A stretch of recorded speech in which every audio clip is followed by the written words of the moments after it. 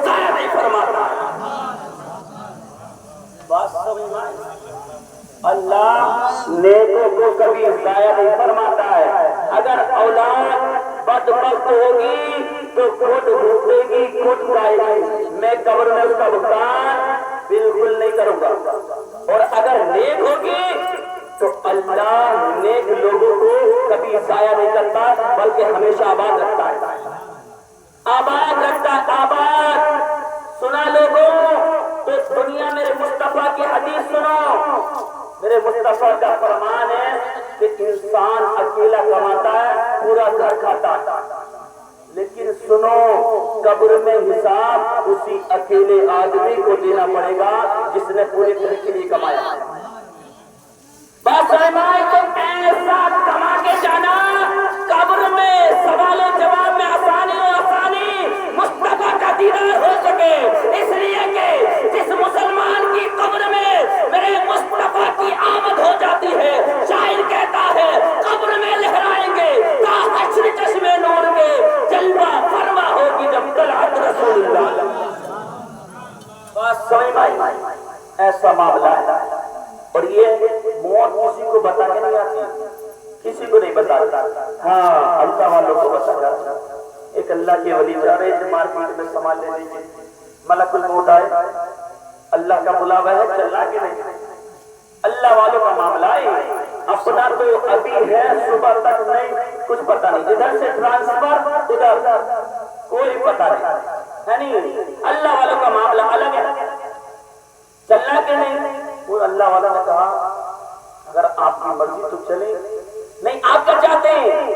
صلی اللہ علیہ وسلم کا میں تو یہ چاہتا ہوں سامان خریدوں، اپنے گھر جاؤں، 2 رکعت نماز کی نیت باندھوں، اور جیسے ہی میری دوسری رکعت کا آخری سجدہ ہو اے ملک الموت تو اسی سجدے میں میری روح کو قبض کر لینا، قبض کر لینا۔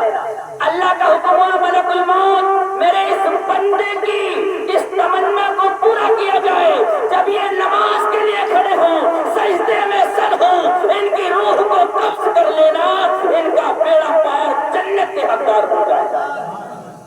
یہ ہے اللہ والوں کی شان۔ ہاں آپ نے سنا ملکہ زبیدہ حضرت بہلول دانا، اللہ والے آدمی سے بہلول دانا کیا کرتے ہیں؟ بغداد شریف سٹی جو ہے اس کے بیچوں قریب دریا سجلہ بہتا ہے، اس کے کنارے پر ریتا تھا، جیسے بچے گھر بناتے ہیں ایسے حضرت بہلول دانا گھر بناتے تھے۔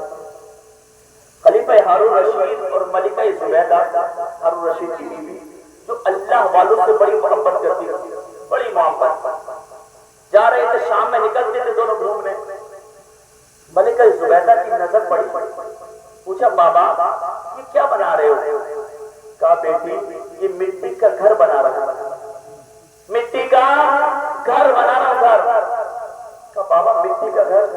ہاں۔ کہا بیٹی یہ مٹی کا گھر دیکھنے میں ہے، اصل میں یہ جنت میں گھر ہے۔ کہاں؟ جنت میں۔ اچھا بابا جنت میں کتنے میں بیچتے ہو؟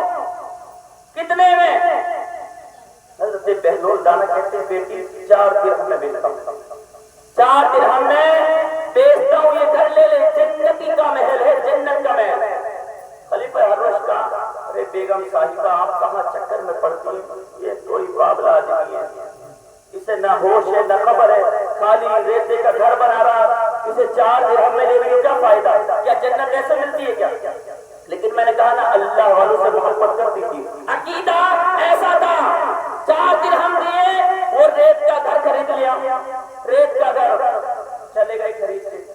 خلیفہ ہارون رشید جب رات کو بستر پر لیٹا، آنکھوں میں نیند لگی، میدان محشر برپا ہے، اور جب دیکھا جنت کی طرف تو سب سے خوبصورت جو محل نظر آ رہا تھا، اس کے چہرے، اس کے دروازے پر اس کی بیوی کا نام زبیدہ لکھا ہوا،